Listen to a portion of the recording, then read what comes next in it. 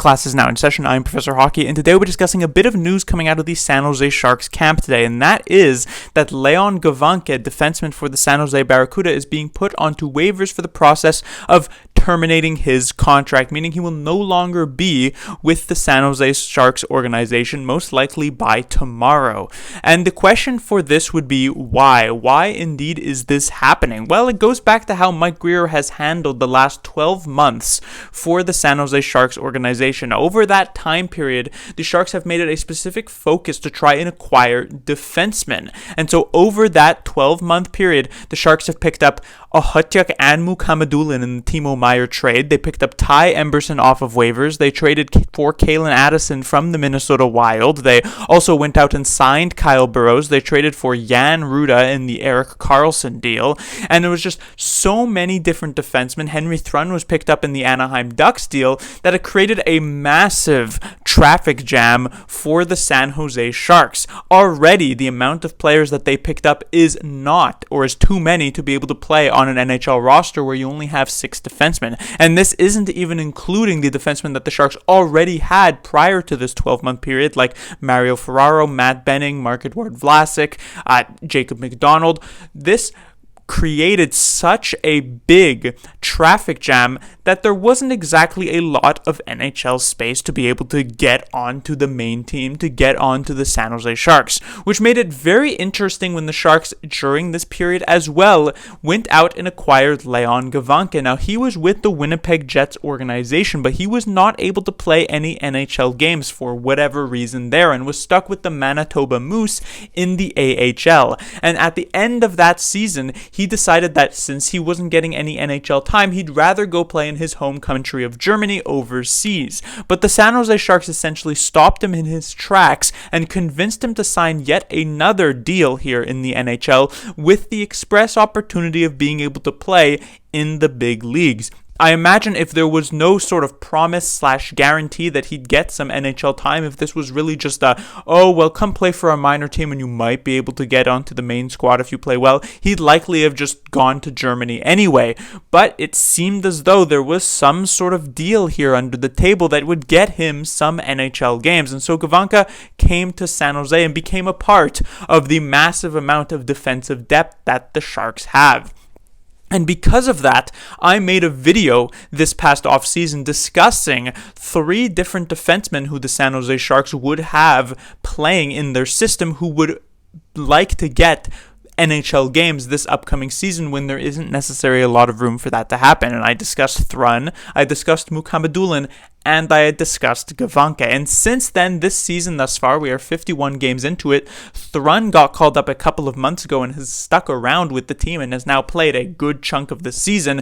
Mukhamadullin recently was called up for a short 3-game stint, though is likely to be heading back to the AHL. And yet Gawanke remained with the Barracuda the entire time. And this is a very odd choice, because when it comes to just performance-wise, you may be thinking, well, if he's not performing well with the Barracuda, he doesn't deserve to be called up, but he's been doing well enough. You know, his defensive game is one thing, but from an offensive perspective, he's actually the leading defensive scorer for the San Jose Barracuda. He had more points than when Henry Thrun was called up, and he has more points than when Mukhamadullin was called up. And so what is really the harm in giving Gawanke a short 1, 2, maybe 3-game stint in the NHL? In fact, I would have imagined it would have been better to have given him the opportunity that Mukhamadullin got in the 3 games leading up to the All-Star break, especially since it's extremely unlikely that this contract termination agreement has come completely out of nowhere, and it was likely something talked about with Mike Grier or with Joe Will or with the organization in general over these last few weeks, saying, hey, if I don't get this NHL time, I might just walk away from my contract. And that's exactly what has happened at this point. And the thing is that the Sharks, they've been at the bottom of the standings pretty much the entirety of this season, or at least right near the bottom of the standings. There was no real loss in performance if you were to just put Gawanke in for a couple of games. There really was no reason to not do that besides your sort of meritocratic type of view, I guess you could say, of the defenseman. But even then, as I mentioned, Gawanke has been doing a pretty decent job from an offensive perspective with the San Jose Barracuda. And so it really just doesn't make much sense to me for why you wouldn't have at least given this guy a couple of games to see what you can have. Now, at the end of the day, is it really the end of the world that Gawanke is gone from the organization? Probably not.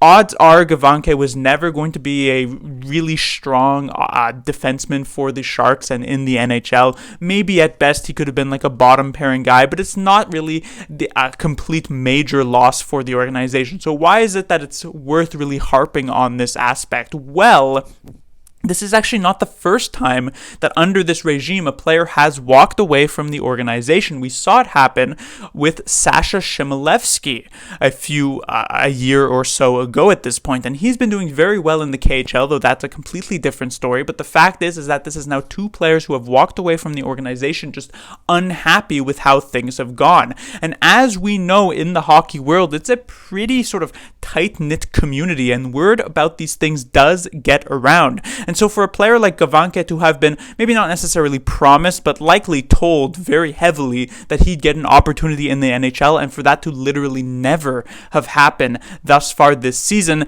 it doesn't necessarily reflect well when Mike Grier is going to try and go out to get other players, or perhaps just other of these younger, more inexperienced type of talents overseas or wherever that may be, and telling them, hey, you're going to get some NHL time if you sign with us. Maybe they'll go with a different team because, well, they'll look back at what happened with Leon Gawanke and say, well, how can I really trust this guy to actually give me this NHL time? So in the sort of world stage, so to speak, this might end up being a bit of a bigger loss than we would think for the San Jose Sharks, though in the end, I guess you could say that's just a bit of speculation. So to really recap here, I don't think this is a huge loss for the organization as a whole, but perhaps the ripples of such a move could affect what this organization hopes and plans to do over these next few years down the line.